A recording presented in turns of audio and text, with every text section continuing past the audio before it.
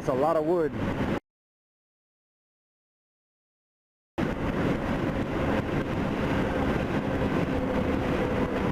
I know the likelihood of that thing sliding off the top of there and coming and nailing me is pretty low because it weighs so much, but it is kind of unsettling riding behind it, looking at that.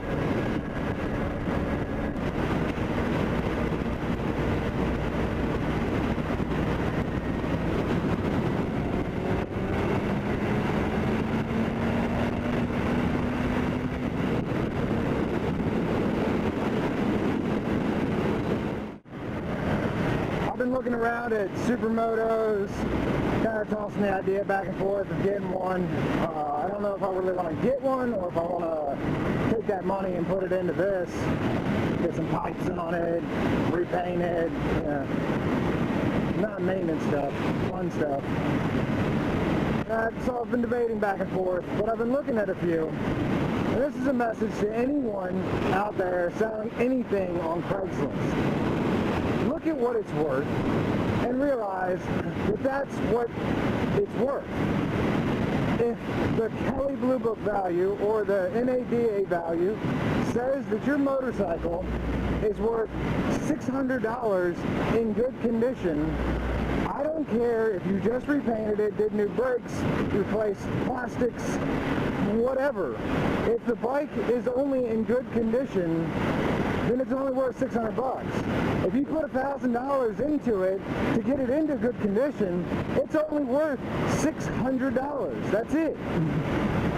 These people, there's a guy with a 90s Suzuki GS that I was looking at. He wants $800 for it. The Blue Book value is $585. It's got mismatched blinkers on it. It's missing the front brake lever and cable.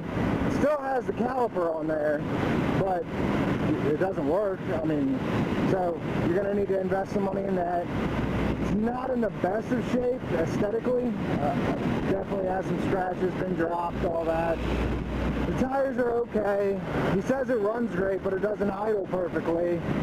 You know, it needs some carburetor probably cleaned, adjusted. And he wants $800. Won't go down at all. I'm like, good condition, it's worth $6. And yours, respectively, is in okay condition. It needs work. I'm going to have to invest at least another $100 into it to get it rideable. So I put that in okay condition, probably worth $500. Won't drop below 8. It blows my mind. You know, I try to be as honest with people when I'm selling things, and honest with myself. If I was just sold a Honda van, and I had looked at the wrong year on KBB, and it was valued at $1,500, so I put it up for $1,500. And it had a little transmission whine, I'm not sure what it was, but a lady came and looked at it. Her husband was military, and so he couldn't come out, but she came out and looked at it a few times, drove it around, was a little concerned with the whine, you know. I told her I have no idea what it is, but the Blue Book value in good condition is $1,500, and other than the transmission whine, it's in good condition. And the whine didn't affect its performance at all, it just made a whine through first gear. So she went home and she texted me later and said, yeah, I was looking at the Blue Book value, you said 15, this says 12. So I looked it up again using the VIN from the title, and I was like, oh, okay, you know, I looked up the wrong year. Yeah, you're right, it does say 1,200, I'll take 1,200 for it. She didn't even offer me 1,200. She was just questioning it. You know, she may have offered a little more, but I can't rightfully charge somebody more than what it's worth, especially a military family. Yeah, so I don't see. I know, okay, hey, you may have $1,000 into it. You may have paid double what Blue Book value is and you want to get your money back. But guess what? Since you paid a lot more than what it was worth, doesn't mean that I'm going to pay you more than what it's worth for it. A couple of these guys have had them up for months, and, you know, they don't know why it's not selling. Before I bought this, I was looking at a Nighthawk 750. The guy wanted $22 for it. Blue Book on it was $17, I think, in good condition, but it had been dropped, so the fairing on the right side and the back was scratched, and there was something on the handlebar, and I guess when it fell, it dented the tank. So, I said to him, it's 1,700 in good condition. To really be in good condition, you're going to need paint job, and other than that, it was fine. So I'm like, I'll give you 16 for it. He wouldn't go below $2,000, and he just emailed me the other day asking if I was still interested because he still couldn't sell it.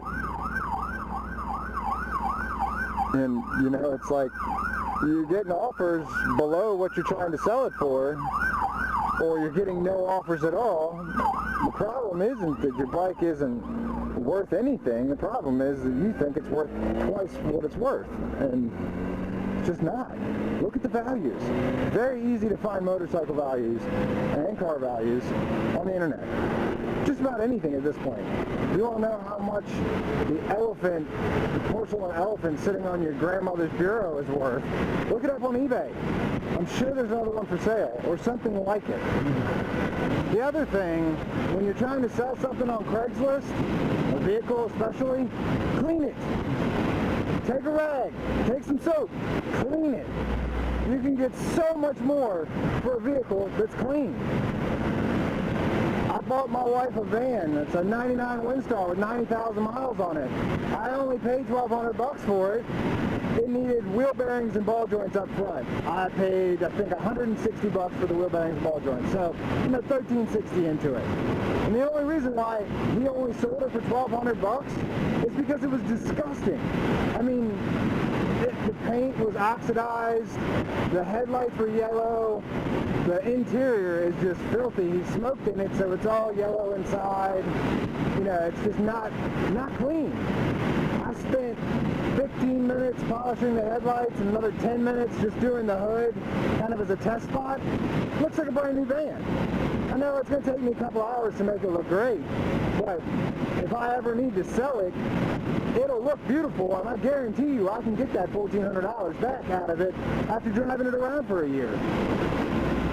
Just clean it. I bought a Jeep one time for $800. The guy said, it's got this problem, that problem. It turns out that the ignition switch was bad in it, so all the problems of it shutting off and stuff like that weren't really what was wrong with, anything serious. It was just an ignition switch. $36 from Advanced Auto Parts. Stuck that in it, started perfectly. So I spent the better part of a day cleaning it really well, detailing it, vacuuming it out, took the carpet out, pressure washed it, scrubbed down the dash, scrubbed everything. So it looked brand new. Waxed it, turned around and sold it for $2,000. Well, I made $1,200 off a $36 investment and 8 hours worth of work, maybe. So clean your whip. A clean car will make people overlook the crap about it. It may need tires, but they're not going to look at the tires if you got the paint shiny. You may have just put brand new tires on it, but if it looks like crap, people aren't going to see brand new tires. They're going to see, okay, well, it looks like crap, so, it's probably going to need tons of things. So yeah, that's my dilemma. Supermoto for messing around, practicing wheelies, doing some more city riding, or put the $900 I was going to spend into exhaust. A new seat maybe. I was looking at the Corbin seat, get the carbon fiber with the red inlay. That looked kind of cool. So yeah, that's my dilemma right now. And I don't know. Kind of would like to have a second bike just in case, and also to teach my wife how to ride, because I really don't want to teach her on this. She can't hold it up. If it starts to fall, it's going over. And I don't want her to scratch my baby.